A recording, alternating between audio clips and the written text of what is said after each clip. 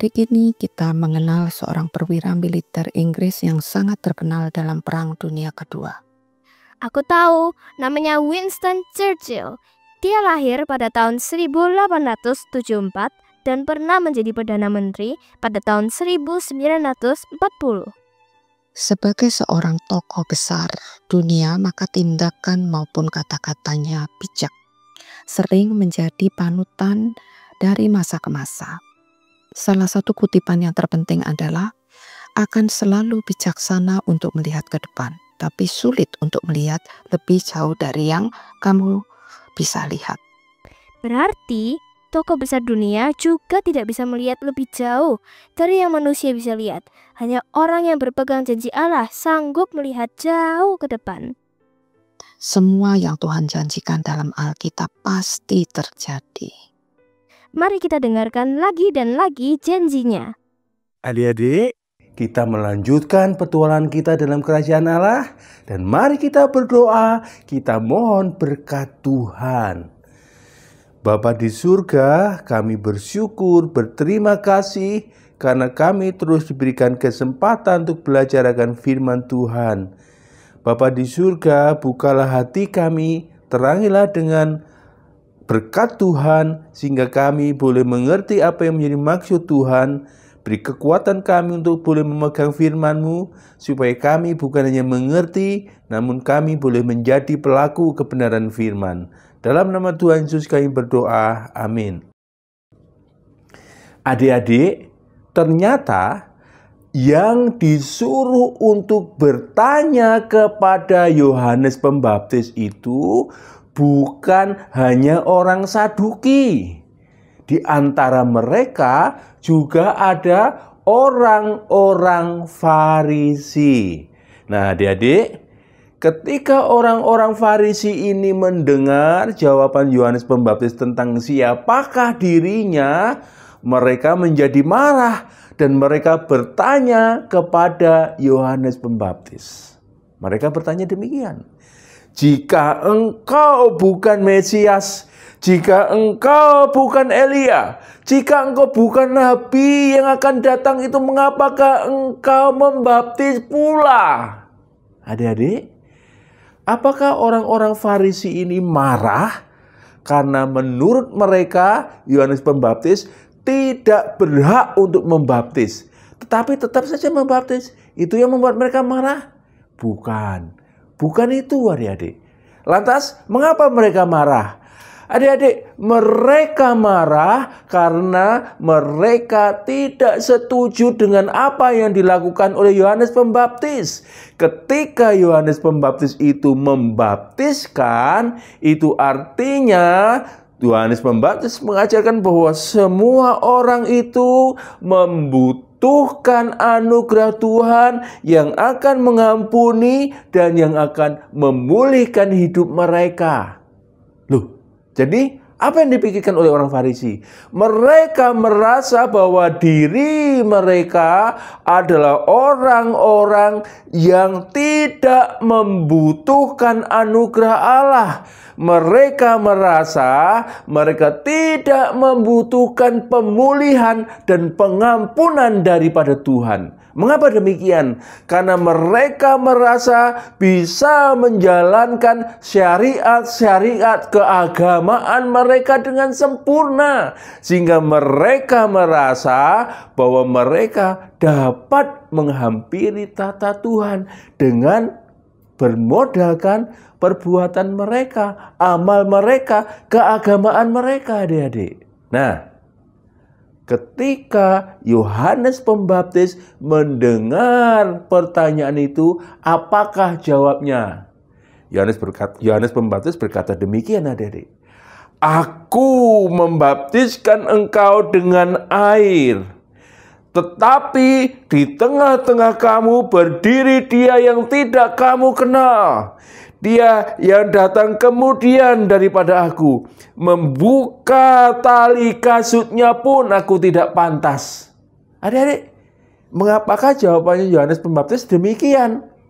Karena Yohanes Pembaptis mau menegaskan beberapa hal. Yang pertama adalah Yohanes Pembaptis hanya membaptis dengan air karena Yohanes Pembaptis hanyalah memberikan lambang pertobatan, lambang pengampunan. Sedangkan pengampunan dan pemulihan hidup manusia hanya akan dikerjakan oleh Sang Mesias, Kristus itu. Nah, poin yang kedua, Yohanes Pembaptis menegaskan kepada mereka bahwa Sang Mesias itu bukan masih jauh nanti, tetapi Sang Mesias itu sudah datang dan sekarang ada di tengah-tengah umat manusia. Hanya umat manusia tidak mengenal Sang Mesias itu karena dia ada di antara manusia dalam rupa manusia. Adik-adik, Yohanes Pembaptis ingin mengatakan bahwa dia hanyalah utusan yang diperintahkan untuk mengenalkan Sang Mesias itu kepada orang banyak. Dan siapakah Sang Mesias itu? Apakah dia hanya manusia biasa? Tidak. Memang dia ada di tengah-tengah manusia. Tetapi dia adalah Allah sendiri yang turun menjadi manusia. Itulah mengapa Yohanes Pembaptis mengatakan bahwa membuka tali kasutnya pun aku tidak pantas. Adik-adik, dengan jawaban dari Yohanes Pembaptis ini, ada satu hal yang penting juga yang Yohanes Pembaptis harus sampaikan kepada mereka sebenarnya. Apakah itu?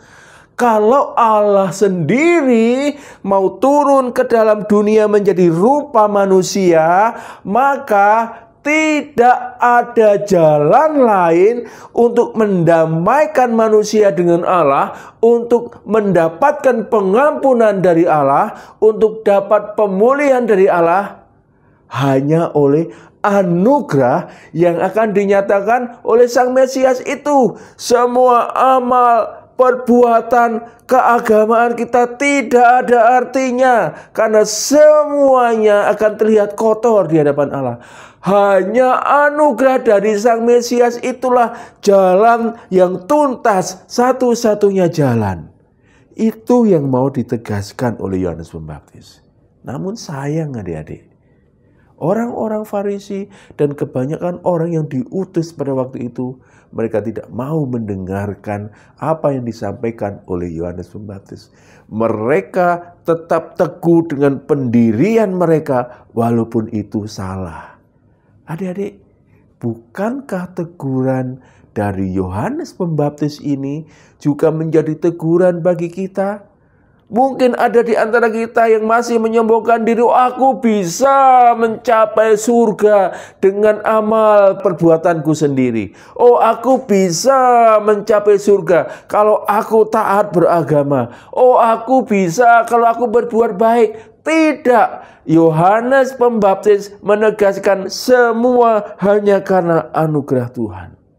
Adik-adik, biarlah kita tidak mengeraskan hati seperti orang-orang Farisi itu.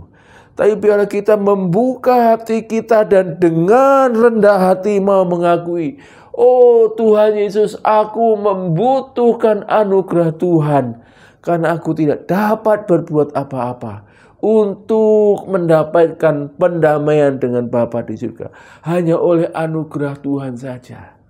Kiranya hati kita boleh dilembutkan, sehingga kita boleh menerima dan mengakui Tuhan Yesus sebagai Tuhan dan Juru Selamat kita. Dialah yang memberikan anugerah, yang akan memberikan pengampunan dan pemulihan dari Bapa di surga. Amin. Mari kita berdoa. Bapa di surga, kami bersyukur, kami berterima kasih karena Engkau berkenan untuk memberikan keselamatan di dalam Kristus Yesus Tuhan. Biarlah kami membuka hati kami untuk sungguh-sungguh menerima Tuhan Yesus sebagai Tuhan dan Selamat.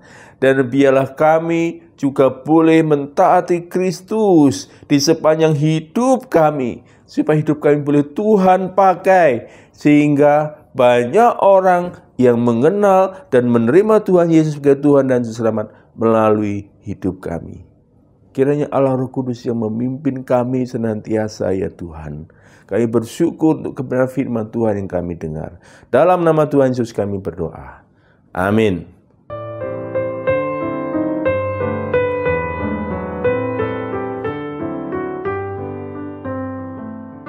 Ya ampun, kenapa sampai ada orang Farisi dikirim dari Yerusalem untuk menanyakan kuasa Yohanes Pembaptis? Luar biasa.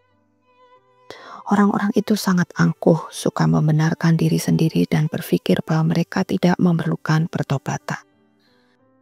Mereka tidak tahan melihat orang benar yang pekerjaannya memberitakan pertobatan. Jadi kalau menurut ajaran Farisi, manusia bisa diselamatkan kalau berbuat baik berdasarkan ketetapan manusia.